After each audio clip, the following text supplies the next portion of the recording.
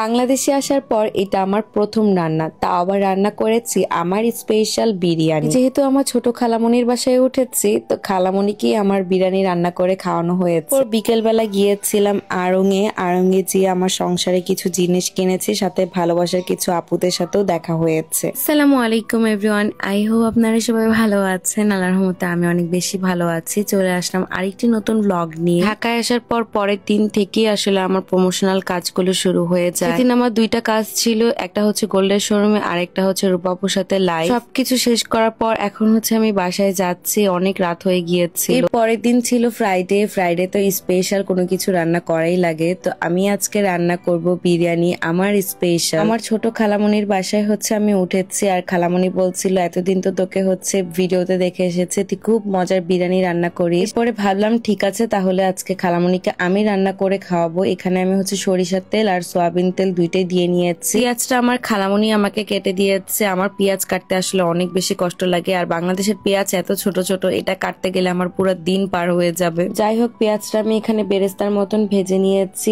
এরপরে আসলে আমি মেন রান্নাটা শুরু করব। পেঁয়াজটা ভাজা হয়ে গেলে সেখানে আমি একটু পানি অ্যাড করেছি, দেন আমি আদা রসুন বাটা ইউজ করছি। অনেকদিন পর বাংলাদেশে এসে রান্না করতে একদম অন্যরকমই লাগছিল, আমার তো বেশ ভালো লাগছিল। জাপানে যেভাবে আমি সবসময় আমার স্পেশাল বিরিয়ানিটা রান্না করি, সেভাবে আমি রান্না করব রাঁধুনি বিরিয়ানি মশলা দিয়ে। আদা রসুন বাটা দেওয়ার পর সেখানে আমি পুরো 1 প্যাকেট বিরিয়ানি মশলা আর হচ্ছে কাঁচামরিচ দিয়েছি। এরপর হচ্ছে আমি মশলাটাকে অনেক ভালো মতন কষিয়েছি।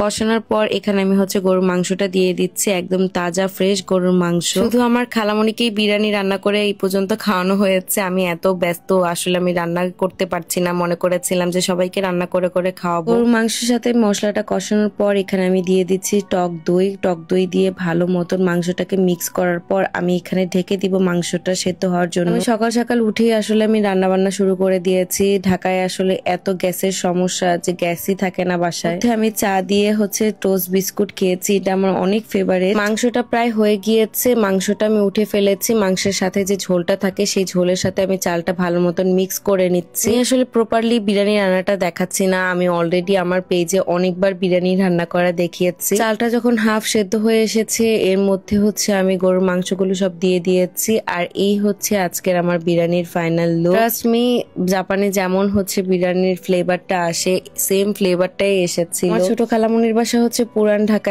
ঢাকায় আসলে সবাই বিরিয়ানি তেহারি এগুলো খেতেই পছন্দ করে ফ্রাইডেতে, তাই আজকে বিরিয়ানি রান্না করেছি। এরপর আমি হচ্ছে একটু ফেসে হচ্ছে ফেস প্যাক লাগিয়েছিলাম, যেহেতু বাসায় আছি। আর এদিক দিয়ে আমি হচ্ছে সালাদও কেটে নিয়েছি। আমার ছোট খালাতো ভাই খালাতো বোন সবাই খেয়ে বলছিল যে বিরিয়ানিটা অনেক মজা হয়েছে। সবসময় আসলে আমার খালামনির হাতে রান্না খাওয়া হয়, আজকে আমার হাতে রান্না খেয়ে তারা ভীষণ মজা পেয়েছে। এরপর বিকেলের দিকে ধানমন্ডি সাইডে একটু যাই, একটা রেস্টুরেন্টে গিয়েছি। সেখানে যেয়ে হচ্ছে একটা আইসক্রিম খেয়েছি, আইসক্রিমটা একদম ফালতু ছিল। একটা অরেঞ্জ জুস নিয়েছিলাম, এটা একটু বেশ ভালো ছিল, এটার ফ্লেভারটা একদম ফ্রেশ ছিল। তার আগে বলিনি, আমার পরা এই ড্রেসটা হচ্ছে আপনারা নায়োরি পেজে পেয়ে যাবেন। আমার ভিডিওর ক্যাপশনে পেজটা মেনশন থাকবে, খুবই সুন্দর। আর ওড়নাটা হচ্ছে পিওর শিফনের, প্যান্টটা একটু আমি লুজ প্যাটার্নে বানিয়েছি। আপনাদের কাছে কেমন লাগছে ড্রেসটা অবশ্যই কমেন্ট করে জানাবেন। রেস্টুরেন্টের পাশেই ছিল ধানমন্ডি বড় আড়ং, তো সেখানে চলে যাই। যে আমি ফার্স্টে হচ্ছে ব্যাগ দেখা স্টার্ট করি। এই ব্যাগটা আমার খুব পছন্দ হয়ে যায়, দেন আমি এই ব্যাগটা নিয়ে নিই। এই ব্যাগটা আমার ভাই গিফট করেছিল আমাকে। এরপর আমার ভালোবাসার কিছু মানুষদের সাথে দেখা হয়ে যায়। বাংলাদেশে এসে আসলে সবার কাছ থেকে অনেক অনেক ভালোবাসা পাচ্ছি। সবাই এসে যখন বলে যে আপু আপনাকে চিনি, আপনার ব্লগ দেখি, অনেক বেশি ভালো লাগে। এই কথাগুলো শুনতে আমার বেশ ভালো লাগে। আমি চেষ্টা করি সবার সাথে কথা বলার। সেদিন অনেক অনেক আপুদের সাথে আমার দেখা হয়েছে, অনেক আপুদের সাথে আমি একটু ছবি তুলেছি, ভিডিও করেছি। আমি কিছু জুয়েলারি বক্স দেখছিলাম, এই জুয়েলারি বক্সটা আমি নিয়েছি। পাখির ফ্রেমটা আমার এত পছন্দ হয়েছে, একদম হচ্ছে হাতে স্টিচ করা ছিল।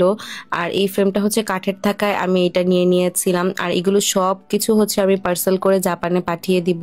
প্রথম থেকেই যারা আমাকে চেনেন বা আমার ভিডিওগুলো দেখেন, তারা তো অবশ্যই জানেন যে আমার সংসার সাজাতে কতটা ভালো লাগে। বেশ কিছু মাটি জিনিসও কিনেছি, এগুলো আবার আমি পার্সেলে দিব না, আমি যখন জাপানে যাব তখন আমার সাথে এগুলো নিয়ে যাব। মাটি জিনিস দেখে আমার পুরো মাথা নষ্ট হয়ে গেছে।